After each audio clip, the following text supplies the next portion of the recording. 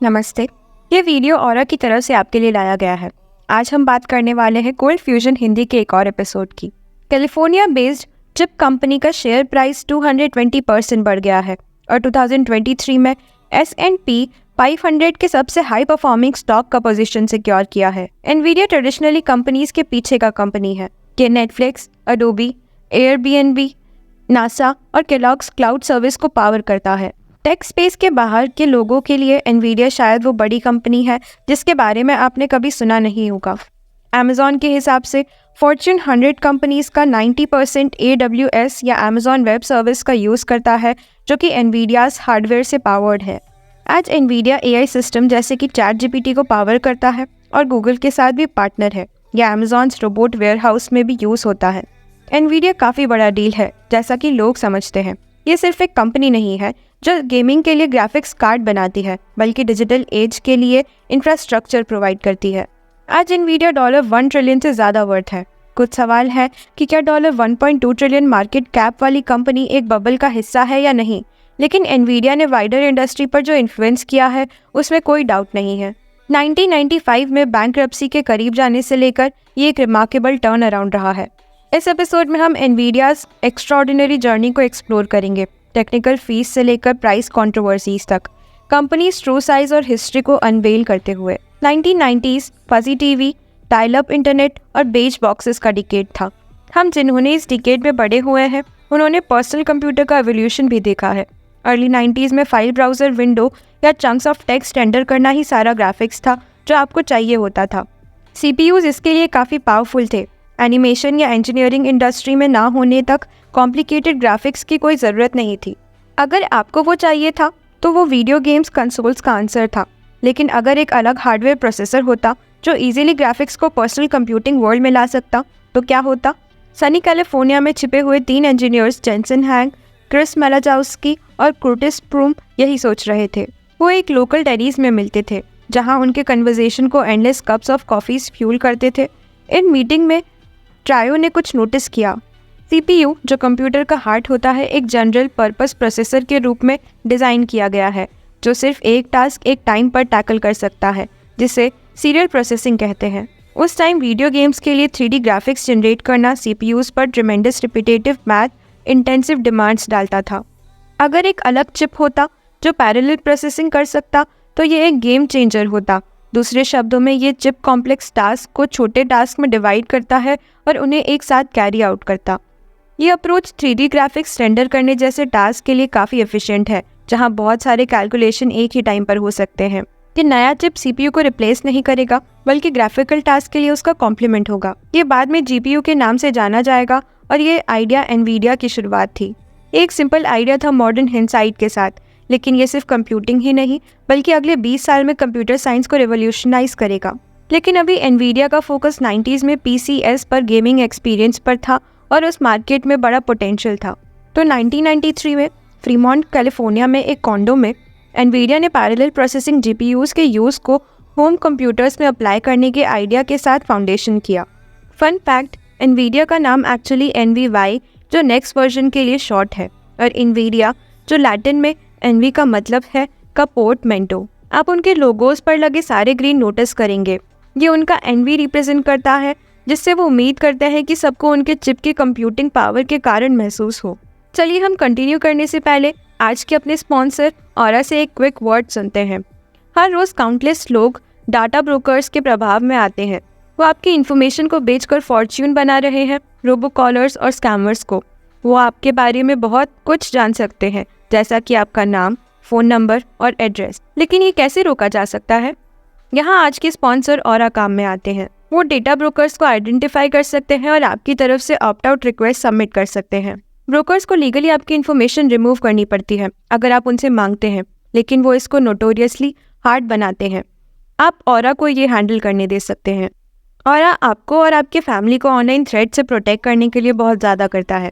ये सेटअप करना ईजी है, तो आपको parental controls, antivirus, VPN, password management, identity theft insurance और मोर जैसी चीज़ों को गेट करने के लिए सेवरल डिफरेंट ऐप्स डाउनलोड करने की ज़रूरत नहीं पड़ेगी।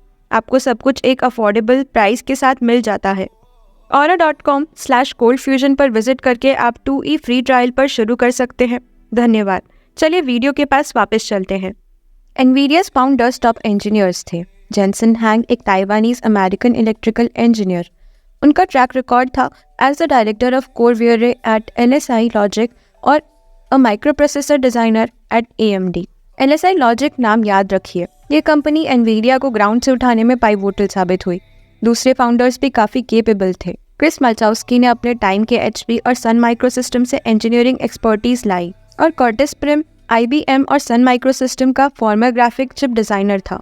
क्वालिफाइड इंजीनियर होना एक बात है, लेकिन स्टार्टअप लॉन्च करना एक अलग बात है। और ये कुछ ऐसी चीज़ थी जो एनवीडिया के फाउंडर्स ने फर्स्ट हैंड सीखी। असल में शुरू में तो उन्हें ये भी नहीं पता था कि क्या करना है, तो उन्होंने अपनी मीटिंग में आने के लिए एक लॉयर को हायर किया।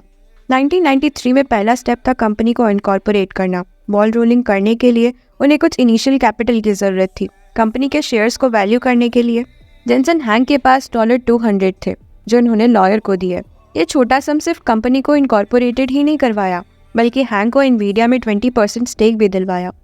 अगला स्टेप था कंपनी को फंड करवाना। ये प्रोसेस आसान नहीं था।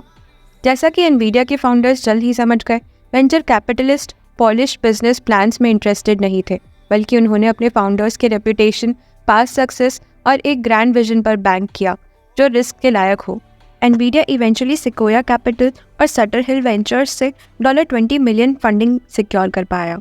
बाहर से ये एब्सर्ड लगता है, एक ब्रांड न्यू कंपनी कैसे सिर्फ ऐसे ही $20 मिलियन फंडिंग सिक्योर कर लेती है। असल में ये जेनसन हैंग के प्रीवियस कनेक्शन से LSI लॉजिक, जिस कंपनी का मैंने पहले मेंशन किया था, ने फंडिंग पॉसिबल बनाया।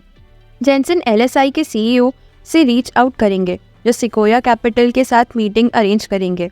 सिकोया ने पहले LSI लॉजिक में इन्वेस्ट किया था, जो अपने IPO के through record breaking $150 million return deliver करता था। हैंग के रेपुटेशन के साथ एलिस में सिकोया सुनने के लिए रेडी था जब वो नॉकिंग करने आए। पहले सिकोया के फाउंडर ग्राफिक कार्ड कंपनी में इन्वेस्ट करने के बारे में स्केप्टिकल थे, लेकिन वो इवेंचुअली गैम्बल लेते हैं और initial sum of $2 million invest करते हैं, फॉलोड बाय फर्दर $18 मिलियन। जो मैं आगे कहने जा रहा हूँ वो यहाँ कुछ की कंटेक्स्ट है।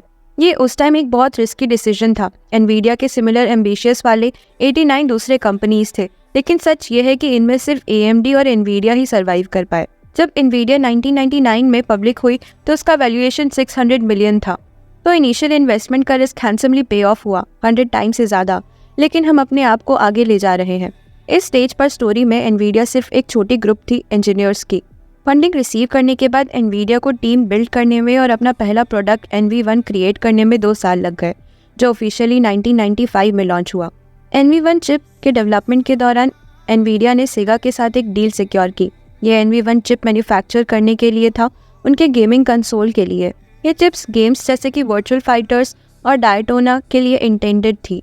बात ये थी कि NV1 चिप्स कंप्यूटर्स के लिए भी अवेलेबल थे, तो इसका मतलब ये था कि आप अपने PC पर सेगा सैटर्न गेम्स नेटिवली प्ले कर सकते थे। 1995 के लिए कंटेक्स्ट, पहला प्लेस्टेशन सिर्फ 1 साल पहले ही आया था। आज तक मैंने ऐसा कुछ सिमिलर नहीं देखा है। ये ऐसा है जैसे अगर सोनी एक कंप्यूटर ग्राफिक कार्ड बनाता और आप उसको अपने डेस्कटॉप में स्लॉट कर सकते थे और PS5 गेम्स नेटिवली प्ले कर सकते थे। लेकिन यहाँ एक प्रॉब्लम थी। एनवीडिया ने अपने NV1 चिप के लिए quadrangle base image rendering architecture use करने का डिसीजन लिया और सेगा इससे खुश नहीं था। फिर भी एनवीडिया की लीडरशिप ने अपने डिसीजन चेंज करने से मना कर दिया। तो सवाल ये है कि उन्होंने पॉलीगन्स को क्वाड्रेटिक में रेंडर करने के लिए क्यों चुना, ट्रायंगल्स के बजाय? वो चॉइस इस वीडियो में एक्सप्लेन की गई है बाय लेजी गेम रिव्यू। ये क्वाड्स या स्क्वायर्स का यूज़ करता है ट्रायंगल्स के बजाय रेंडरिंग को स्पीड अप करने के लिए by reducing the CPU workload. कम से कम थ्योरी में ये फ्यूअर पॉलीगन्स रिजल्ट करता है और बेटर राउंड ऑब्जेक्ट रेंडर करता है। तो आप एक्चुअली चीज़ें स्क्वायर्स से बना सकते हैं, सिर्फ एक बंच ऑफ ट्रायंगल्स एवरीवेयर के बजाय। उस टाइम पर CPUs और मेमोरी क्लॉक्स के अलॉट लोअर स्पीड्स के साथ ये सेंस बनाता था स्क्वायर्स का यूज़ करना ट्रायंगल्स के बजाय, कम से कम कुछ सिचुएशन में अपने गेम्स में बेटर राउंडेड ऑब्जेक्ट या मॉडल पाने के लिए, क्योंकि ट्रायंगल्स के साथ आपको मोर प्रोसेसिंग पावर रिक्वायर्ड होती है। अब जब मेमोरी बेटर और बेटर होती गई, ये लिटिल सेंस बनाने लग गई। और ये उस टाइम भी काइंड ऑफ लिटिल सेंस बनाता था, क्योंकि इसका मतलब ये था कि यहाँ OpenGL के लिए कोई सपोर्ट नहीं था। वो इसको इंक्लूड करने के लिए भी नहीं चाहते थे। मैंने एनवीडिया और एसजीएस थॉमसन का एक स्टेटमेंट पढ़ा था जिसमें उन्होंने कहा था कि वो सोचते कि कंज्यूमर को ओपन जीएल की ज़रूरत होगी, तो वो इसके साथ बॉदर ही नहीं किए। और फिर जब डायरेक्ट 3D आया और डायरेक्ट एक्स, ये वो भी नहीं कर सकता था क्योंकि ये क्वाड्स के थ्रू रेंडरिंग को सपोर्ट नहीं करता था, सिर्फ ट्रेडिशनली ट्रायंगल्स और वो टाइप्स ऑफ पॉलीगन्स के थ्रू। उन्होंने इसके लिए एक ड्राइवर या पैच रिलीज़ किया था इसको अपडेट करने के लिए, रन डायरेक्ट एक्स, लेकिन सिर्फ सॉफ्टवेयर के थ्रू। तो आप इफेक्टिवली एक हार्डवेयर एक्सेलरेटर को सॉफ्टवेयर मोड में रन कर रहे थे। Hardware accelerator direct x, direct 3D stuff run करने के लिए, ये कोई सेंस नहीं बनाता। इनोवेशन के बावजूद प्रोजेक्ट एकदम फेलियर था। ये डिज़ाइन किया गया था ओल्ड रेट्स का जैक बनाने के लिए। 3D ग्राफिक्स, वीडियो और ऑडियो प्रोसेसिंग और बहुत सारे दूसरे फंक्शंस को एक सिंगल चिप में कंबाइन करके। जेनसन हैंग ने बाद में इसको एक ऑक्टोपस कहा, जो कि एक कॉम्प्लिकेटेड, मल्टीफेसेटेड और शायद अपने टाइम से आगे था। एंड रिजल्ट ये था कि मार्केट का ध्यान अट्रैक्ट करने में फेलियर हुआ। मार्केट को कुछ ज़्यादा सिंपल चाहिए था। उन्हें एक डेडिकेटेड 3D ग्राफिक चिप चाहिए था, NV1 चिप जैसा ऑल इन वन सोल्यूशन नहीं। उसके अलावा ये कंपटीशन के मुकाबले ओवर प्राइस था। मैटर को और बुरा बनाने के लिए वाइडर इंडस्ट्री एक अलग डायरेक्शन में मूव कर रहा था। माइक्रोसॉफ्ट ने हाल ही में डायरेक्ट एक्स इंट्रोड्यूस किया था, एक नया API जो 3D ग्राफिक्स रेंडरिंग के लिए ट्रायंगल बेस्ड स्टैंडर्ड को फेवर करता था। ये ग्राफिक्स के लिए कोडिंग डेवलपर्स के लिए ईजियर बनाता था, तो वो नेचुरली उसकी तरफ अट्रैक्ट हुए। ये शिफ्ट का मतलब ये था कि NV1 चिप डायरेक्ट एक्स के साथ इनकॉम्पेटेबल था। इसका रिजल्ट ये रहा कि बहुत सारे एग्जिस्टिंग गेम्स परफॉर्मेंस इश्यूज से सफ़र कर रहे थे या फिर एनवीडियाज न्यू चिप पर आउटराइट अनप्लेएबल थे। डायमंड मल्टीमीडिया ने उनके द्वारा परचेज किए गए 2,50,000 NV1 यूनिट्स का वास्ट मेजॉरिटी रिटर्न कर दिया। उन्होंने पुअर सेल और गेम सपोर्ट की कमी को साइड किया। ये रिटर्न ने एनवीडिया को नियरली बैंकरप्ट कर दिया। उन्होंने अपने 80 एम्प्लॉयज़ में से 40 को ले ऑफ करने के लिए मजबूर किया और उन्होंने अनसेबल चिप्स का एक स्टॉक पाइल छोड़ दिया। एसेंस में ये एक $10 मिलियन का डिज़ास्टर था। इस टर्मोइल के बीच एनवीडिया NV2 चिप डेवलप कर रहा था सेगा के लिए, लेकिन वो भी सेम आउटडेटेड क्वाड्रेंगल आर्किटेक्चर पर बेस्ड था। एनवीडिया अब जान चुका था कि सर्वाइव करने के लिए उन्हें पाइवॉट करना होगा। जेनसन हैंग यहाँ एक मेजर प्रॉब्लम फेस कर रहे थे। एक हेल मार मूव में उन्होंने सेगा CEO से अप्रोच किया एक रिक्वेस्ट के साथ, कॉन्ट्रैक्ट से रिलीज़ होने के लिए, लेकिन फुल पेमेंट के साथ। एनवीडिया को डेस्परेटली कंपनी को फ्लोट रखने के लिए इस पैसे की ज़रूरत थी। एक्स्ट्रॉर्डिनरी काइंडनेस के एक्ट में सेगा CEO ने हैंग्स रिक्वेस्ट को एग्री कर लिया। यह जनरॉसिटी की एक्ट ने एनवीडिया को अपने फोकस पर रिसोर्स रीडायरेक्ट करने की अनुमति दी, इंडस्ट्रीज डायरेक्शन के साथ अलाइन करने की तरफ। अगर सेगा उस टाइम पर अपने इन्वेस्टमेंट पुल आउट करता तो एनवीडिया एग्जिस्ट करना बंद कर देता। ओवरऑल NV1's फेलियर एनवीडिया के लिए एक क्रिटिकल लर्निंग एक्सपीरियंस बन गया। उन्होंने कस्टमर्स नीड और मार्केट ट्रेंड्स को समझने की ज़रूरत रियलाइज़ की। यह एनवीडिया स्ट्रैटेजी को शेप करने लगा मूविंग फॉरवर्ड। मुझे लगता है कि ये काफ़ी वाइल्ड है कि एनवीडिया कितना क्लोज था फेलिंग होने के लिए और अब $1 ट्रिलियन से ज़्यादा वर्थ है। मार्केट को सुनने का डिसीजन लेना और PCS पर फोकस करना उनका सक्सेस का स्टार्ट था। उनके इनिशियल फेलियर के बाद एनवीडिया ने PC इंडस्ट्री में लॉन्च करने का डिसीजन लिया, इस बार एक स्ट्रेट फॉरवर्ड प्रोडक्ट के साथ। PC मार्केट बूम कर रहा था, अब उन्हें बस एक सही समय पर वेट करना था और अटैक करना था। 1999 में एनवीडिया ने PC ग्राफिक मार्केट में एंट्री की GeForce 256 ग्राफिक कार्ड के साथ। ये कार्ड सिर्फ हिट नहीं था, बल्कि ये लैंडस्केप को ट्रांसफॉर्म कर दिया था as the first programmable graphic card. ये GPU या फिर ग्राफिक प्रोसेसिंग यूनिट के टर्म को भी पॉपुलराइज किया। ये रेगुलर गेमर्स और डेवलपर्स दोनों को शेडिंग और लाइटिंग इफेक्ट के साथ नए पॉसिबिलिटीज एक्सप्लोर करने की अनुमति देता था। ये गेमिंग एक्सपीरियंस को सिग्निफिकेंटली इन्हांस करता था। एनवीडिया सक्सेस की वेव को राइड करते हुए कंपनी उसी साल पब्लिक हुई। 2000 तक एनवीडिया ने माइक्रोसॉफ्ट Xbox गेम कंसोल के लिए ग्राफिक्स हार्डवेयर डेवलप करने के लिए एक मेजर डील सिक्योर कर ली थी। ये डील एनवीडिया को सब्सटैंशियल $200 मिलियन एडवांस देती थी, जो कि सेगा के साथ प्रीवियस गेम कंसोल एफर्ट से काफ़ी दूर थी। Xbox 2001 में लॉन्च होगा एक कस्टम कंसोल रेडी चिप के साथ, जिसे NV2A कहा जाता था। इस सक्सेस को लॉन्च पैड के रूप में लेते हुए एनवीडिया 2000s के थ्रू आउट थ्राइव कर रहा था। वो सोनीज PlayStation 3 प्रोसेसर्स को क्राफ्ट करने में एक की रोल प्ले करते थे। कंप्यूटर इंडस्ट्री के मैसिव ब्रांड्स जैसे कि एप्पल, डेल और HP ने एनवीडिया GPUs का यूज़ शुरू कर दिया। कंपनी स्ट्रेंथ से स्ट्रेंथ ग्रो करती रही। चलिए देखते हैं उन स्ट्रैटेजीज और टेक्नोलॉजीज़ को जो उन्हें वहाँ ले गई। एनवीडिया के सबसे इंपॉर्टेंट स्ट्रैटेजिक डिसीजन में से एक था ऑपरेट करना as the fabless chip company. तो फैबुलस चिप कंपनी क्या होती है? Well, fabless chip companies chips design करती है लेकिन उन्हें फिजिकली मैन्युफैक्चर नहीं करती। जेनसन हैंग एनवीडिया सीईओ ने इस डिसीजन के बारे में बहुत पर्टिकुलर थे।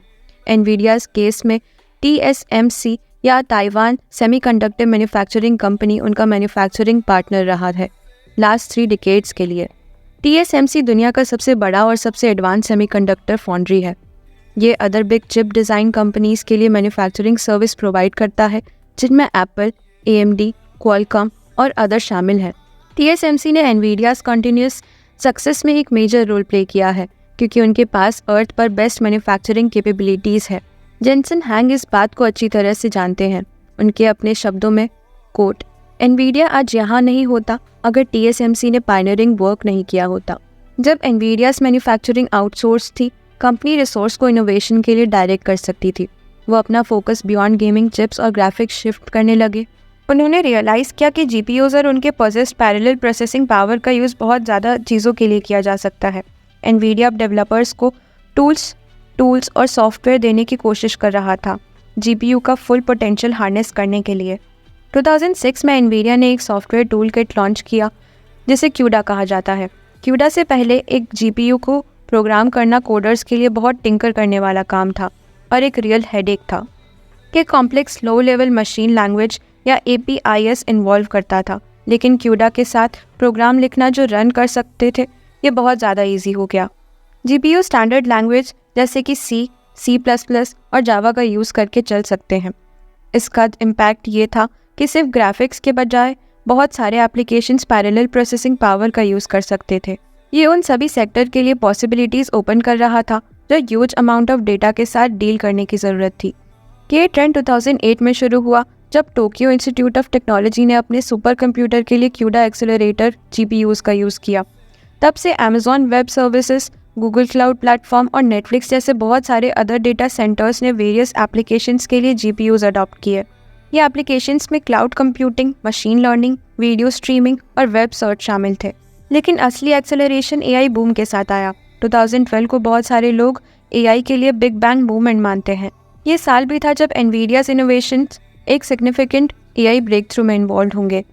ये ब्रेक थ्रू IMET में हुआ, जो एक एनुअल ग्लोबल कंपटीशन है जहां teams around the world compete करती हैं देखने के लिए कि उनका सॉफ्टवेयर ऑब्जेक्ट्स और सीन और इमेज को कितना अच्छे से रिकॉग्नाइज कर सकता है।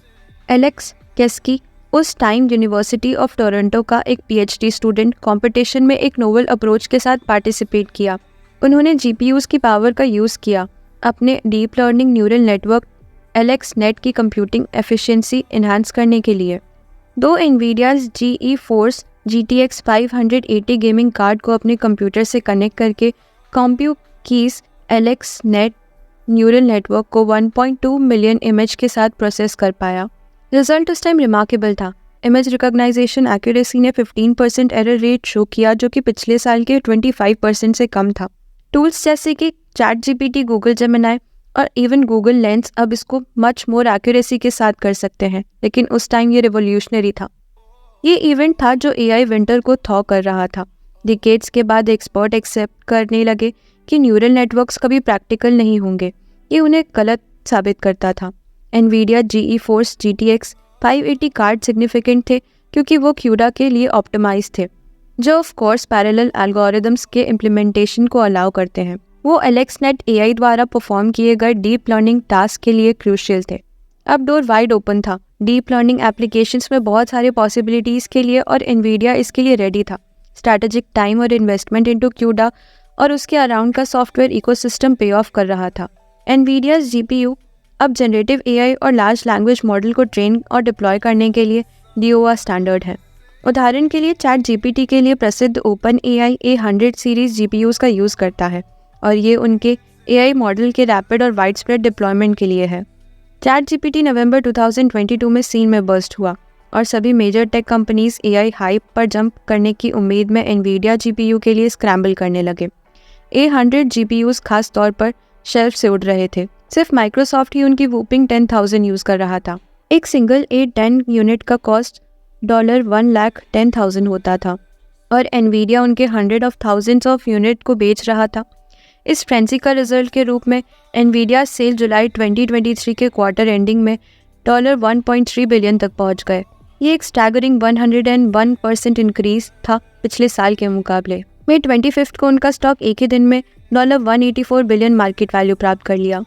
और फाइनली मई 30, 2023 को एनवीडिया दुनिया की छठी कंपनी बन गई जो मैजिक $1 ट्रिलियन मार्केट कैप तक पहुंची।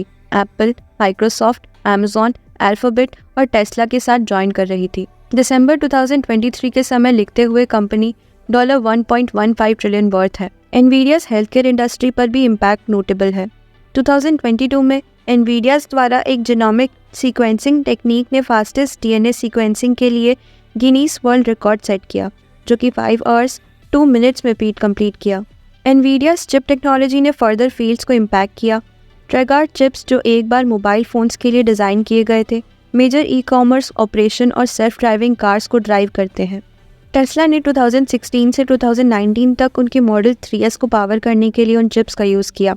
टेस्ला अब अपने ओन चिप्स का यूज़ करता है, लेकिन एनवीडिया अदर ऑटोमेकर्स जैसे कि मर्सिडीज बेंज के लिए semi autonomous driving technologies provide करता है। तो ऐसी कंपनीज़ को कैसे रन किया जाता है? इतने सारे सेक्टर्स को सर्व करने के लिए पाइवॉट्स कैसे इतना जल्दी बनाए गए? चलिए एनवीडियाज मैनेजमेंट स्टाइल में क्विकर डिटूर लेते हैं, क्योंकि मुझे लगता है कि ये सिर्फ इंटरेस्टिंग है। जेनसन हैंग CEO एक टीम को 40 डायरेक्टली मैनेज करते हैं और वो फ्लैट ऑर्गेनाइजेशनल स्ट्रक्चर की पावर में बिलीव करते हैं। वहाँ कोई एक्सक्लूसिव मीटिंग नहीं होती, सिर्फ VPs या डायरेक्टर्स के साथ कोई भी ज्वाइन कर सकता है और पिच इन कर सकता है। कोई करियर एडवाइस सेशंस भी नहीं होती, क्योंकि जैसा कि हैंग ने कहा, उनकी मैनेजमेंट टीम ने ऑलरेडी एस्ड कर लिया है। वो एक मोर डायनामिक अप्रोच के लिए ऑप्ट करते हैं। कंपनी में किसी भी व्यक्ति को इनकरेज करके उनसे एक quote top 5 things on the fly shoot करने के लिए। जब बात इन्फॉर्मेशन फ्लो की आती है तो सभी लोग हर समय जानते हैं। ये इंश्योर करता है कि इन्फॉर्मेशन क्विकली जिप्स अराउंड होती है। वहाँ कोई प्लानिंग साइकिल नहीं होती, जैसे कि ग्रैंड 5 ईयर या 1 ईयर प्लान। ये सब आगे होने के बारे में है और एवर इवॉल्विंग बिजनेस और मार्केट कंडीशंस को ऑप्ट करने के बारे में, खास तौर पर rapidly changing field of AI में। जेनसन टॉप नॉच टैलेंट और टीम को लीन रखने में भी एक आई रखते हैं। पोस्ट को इकोनॉमिक स्लम्प के बीच मेजर टेक फर्म्स जैसे कि फेसबुक, अमेजॉन, गूगल ने थाउजेंड ऑफ वर्कर्स को डिसमिस किया है। इसके कॉन्ट्रास्ट में एनवीडिया ने ले-ऑफ्स या सैलरी रिडक्शन से बचने का प्लेज किया, स्टाफ के लिए रेजेस प्रॉमिस करके। उनके ले-ऑफ डिजास्टर के बाद 1995 में सेगा चिप के साथ एनवीडियाज इंटरनेशनल ऑपरेशन से रिगार्ड में ड्रास्टिकली चेंज हो गए। इसका एक एग्जाम्पल था 2008 में, जब एनवीडियाज टेगार चिप फेल हुआ। एनवीडिया मोबाइल इंडस्ट्री में एंटर करने की उम्मीद में था और उन्होंने टेगार स्मार्टफोन चिप क्रिएट किया। वहाँ एक्चुअली एक टेगार पावर्ड एंड्रॉयड टैबलेट था जिसे आसूस ट्रांसफॉर्मर कहा जाता था। मैंने उसका एक बैकअप इन द डे रखा था और मुझे उसका परफॉर्मेंस प्रिटी अंडरवेलमिंग लगा। बहुत सारे अदर्स ने भी यही सोचा होगा, क्योंकि चिप ट्रैक्शन गेन करने में फेल हुआ और फ्लॉप हो गया। टेग्रा सीरीज के डेवलपमेंट के लिए एक team of more than 1000 of engineers responsible थे। चिप फेल होने के बाद भी जेनसन ने टीम को रिटेन किया और उन्हें नए एवेन्यूज एक्सप्लोर करने के लिए एनकरेज किया। वो टीम बाद में एनवीडियाज एग्जिस्टिंग ऑटोमोटिव यूनिट के साथ कोलैबोरेट की और साथ में वो सेल्फ ड्राइविंग कार्स के लिए चिप्स क्रिएट करते थे। हमने एनवीडिया के इन्वॉल्व होने और उनके करने वाले काम के बारे में बहुत कुछ टच किया, लेकिन अभी भी एक की सेक्टर जिसके बारे में हमें बात करना बाकी है, उनका ओरिजिनल फोकस गेमिंग। हालांकि एनवीडिया ने डाइवर्सिफाई किया है, लेकिन उन्होंने गेमिंग मार्केट को पूरी तरह से अबंडन नहीं किया। जीपीयूज अभी भी उनके बिजनेस के कोर पर हैं। 2018 में एनवीडिया ने RTX series of graphics card launch की, एक टेक्नोलॉजी को पॉपुलराइज करते हुए जिसे रे ट्रेसिंग कहा जाता है। रे ट्रेसिंग एक डिमांडिंग टेक्निक है जो लाइट के पाथ को स्टिमुलेट करती है। ये मोर रियलिस्टिक शैडोज, रिफ्लेक्शन और इफेक्ट्स क्रिएट करती है। पहले ये यूजुअली रियल टाइम इफेक्ट नहीं होता था, ये सिर्फ 3D आर्ट में और एनिमेशन सेक्टर्स में मेन स्ट्रीम था। जेनसन हैंग के नज़रिए में रे ट्रेसिंग सिर्फ एनवीडियाज रिसर्च इन फिजिक्स स्टिमुलेशन और आर्टिफिशियल इंटेलिजेंस के कारण पॉसिबल थी। उन्होंने एक्सप्लेन किया कि एनवीडिया AI का यूज़ करता है एक सीन में 8 पिक्सल में से 7 जनरेट करने के लिए, बेस्ड ऑन 1 रे ट्रेस्ड पिक्सल। ये एक जिक्सॉ जैसा है जहाँ AI missing piece fill in करता है। एनवीडिया ने भी AI upscaling of video games को रियल टाइम में पॉपुलराइज किया। एक प्रोसेस को DLSS के नाम से जाना जाता है। थ्योरी में ये शार्पर हायर रेजोल्यूशन गेम को अलाउ करता है कंप्यूटेशनल लोड के बिना, लेकिन इस सब में एनवीडियाज GPU के साथ एक इशू हुआ है और अब हम कंट्रोवर्सीज में आते हैं। साल 2018 है और क्रिप्टो माइनिंग बूम अपने पीक पर है। माइनर्स ने जितने सारे GPUs बाय करने के लिए रश किया, वो कुछ कैश बनाने के लिए। इसका रिजल्ट ये था कि GPUs की डिमांड रूफ से थ्रू हो गई और सप्लाई उन लोगों के लिए ड्राई अप हो गई जो नॉर्मली उनका यूज़ करते थे, यानी गेमर्स। प्राइसेस कुछ केस में 71% तक सोर हो गई। इस सर्च के बीच एनवीडियाज गेमिंग रेवेन्यू 26% इंक्रीज हुआ 1.6 बिलियन तक। एनवीडिया वो डॉट की initial 2018 growth in revenue gaming market के कारण हुआ था। उन्होंने क्रिप्टो बूम के इफेक्ट को डाउनप्ले किया। रेवेन्यू बूस्ट का रियल कॉज ये वर्डिंग था। इन्वेस्टर्स एबिलिटी कंपनीज परफॉर्मेंस को एक्यूरेटली एवेल्युएट करने में कॉम्प्रोमाइज थी। उनके unknowingly risky investment eventually crypto cash के साथ क्रैश हो गए। ये इंसिडेंट ने US securities and exchange commission का ध्यान अट्रैक्ट किया और एनवीडियाज को अनलॉफुली इंफॉर्मेशन श्राउड करने के लिए चार्ज किया। एनवीडिया 2022 में सेटल करेगा $5.5 मिलियन पेनल्टी पे करके, और उन्होंने कोई गिल्टी या रॉन्ग डूइंग एडमिट नहीं किया, लेकिन उन्होंने एग्री किया कि अपने रेवेन्यू सोर्सेस डिस्क्लोजर इंप्रूव करने के लिए। इसके रिस्पॉन्स में 2021 में एनवीडिया ने डिसाइड किया एक dedicated crypto currency mining processor या CMP लाइन इंट्रोड्यूस करने का। ये सपोजली गेमिंग कार्ड्स में शॉर्टेज को एड्रेस करने के लिए था, लेकिन $4,300 पर CMP के साथ crypto miners just regular gaming graphic cards ही बाय करना पसंद करेंगे। हैंग एक ऐसा ही CEO है, एक टेक जाइंट का, जो कंपनीज इंसेप्शन से हेल्म पा रहा है। 30 साल हो गए हैं और उनकी लंबी और सफल लीडरशिप ने सालों के दौरान कुछ आलोचना भी आकर्षित की। उनके मैनेजमेंट स्टाइल का सबसे कंट्रोवर्शियल एस्पेक्ट है उनका प्रॉफिट की रिलेंटलेस परस्यूट, जो कभी कभी ग्रीड पर बॉर्डर करता है। SEC द्वारा फाइन लगाने के बाद ट्रांसपेरेंसी की कमी ने बहुत सारे इन्वेस्टर्स को मिसलीड महसूस करवाया। इसके अलावा गेमिंग कम्युनिटी खास तौर पर उनके ग्राफिक कार्ड्स के लिए इतना पैसा खर्च करने से खुश नहीं है। ऑनलाइन एक अनमिसेबल चैटर है जो कन्वे करता है कि एनवीडिया कार्ड्स बस बहुत ओवर प्राइस्ड हैं, खास तौर पर मिड रेंज सेक्टर में जहां AMD ज़्यादा कॉम्पिटिटिव है। एक इंसिडेंट जो हैंग्स बिजनेस एथिक को क्वेश्चन में लाया था वो 2022 का फॉलआउट था EVGA के साथ। EVG एनवीडियाज GPUs प्रोड्यूस करने में एक की पार्टनर था। उन्होंने एनवीडिया के साथ टाइज सर्व करने का डिसीजन लिया और GPU मार्केट से विड्रॉ करने का। ये डिसीजन EVGA CEO एंड्रयू हैन के हिसाब से प्रिंसिपल में रूटेड था, जो एनवीडियाज अनसेटिस्फैक्ट्री कम्युनिकेशन से ओरिजिनेट हुआ था। कंटेंटियस प्राइजेस स्ट्रैटेजी के बारे में असली कंट्रोवर्सीज ने हैंग्स लीडरशिप पर एक शैडो डाला, उनके प्रॉफिट ड्रिवन अप्रोच की इंटीग्रिटी को चैलेंज करते हुए। चैलेंजेस को एम्फसाइज करने के लिए हैंग ने हाल ही में एक इंटरव्यू में कहा कि अगर उन्हें वक्त में वापस जाने की अनुमति मिलती तो वो करियर पाथ रिलीव नहीं करते। एनवीडिया जैसी बड़ी कंपनी स्टार्ट करना और रन करना एक हेडेक था। उन्होंने कहा कि उन्होंने एंटरप्रेन्योर के रूप में बहुत सारे स्ट्रगल्स और हार्डशिप फेस किए।